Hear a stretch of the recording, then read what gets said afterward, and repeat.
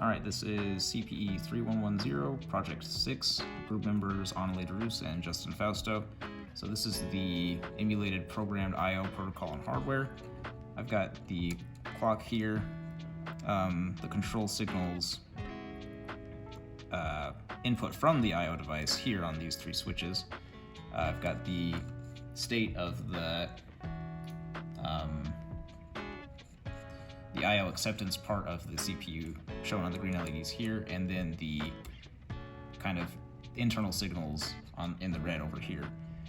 So if we cycle through the protocol for I/O handling, we get to this part here where so the first part was idle and then device select, and then it cycles through these three states here where it's checking the status of the device and then checking whether it should transfer data to the device or accept data from the device.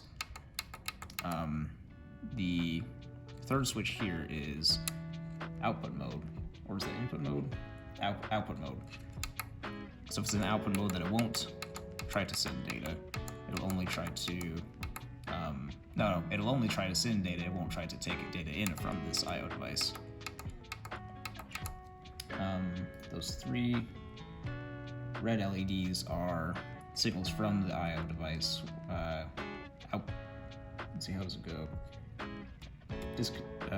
Output enable, input request, and disconnect request. And we also have built in an interrupt signal from the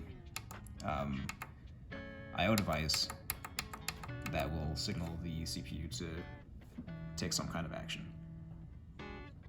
That's about it. Alright, this is Project 6 Part 2 for computer organization. So what we have here is just the standard fetch, defer, execute cycle for the CPU. I've got the clock here. I've got the major cycles on the right here and the minor cycles on the left.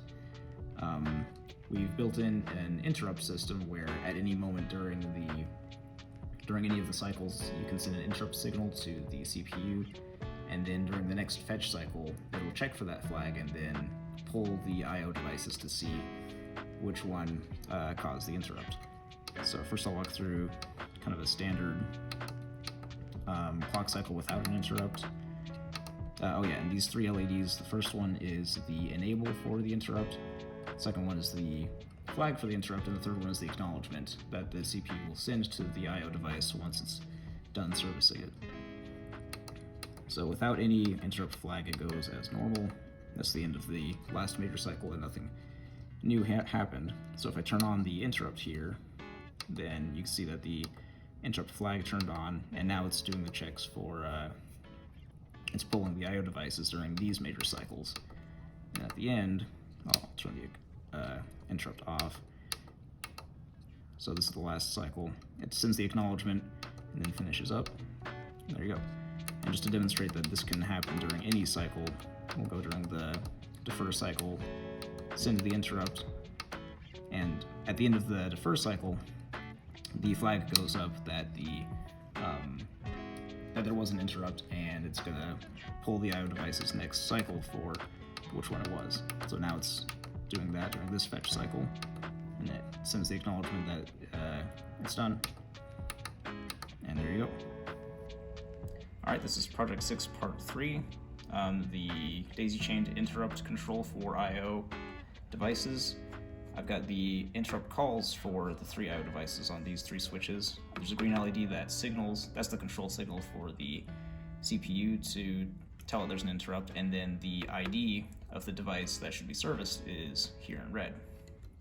So device 3 has the highest priority down to device 1, which is the lowest. So if I turn this on, the interrupt flag comes on, and then the device that needs to be serviced is number 1. If I turn on device 2, you can see that the device ID changes to 2 instead of 1, regardless of the position of the first switch. So regardless of whether or not device 1 wants to be serviced, device 2 has priority, and then the same for 3. When 3 is on, that's the one that gets serviced no matter what the other ones are saying.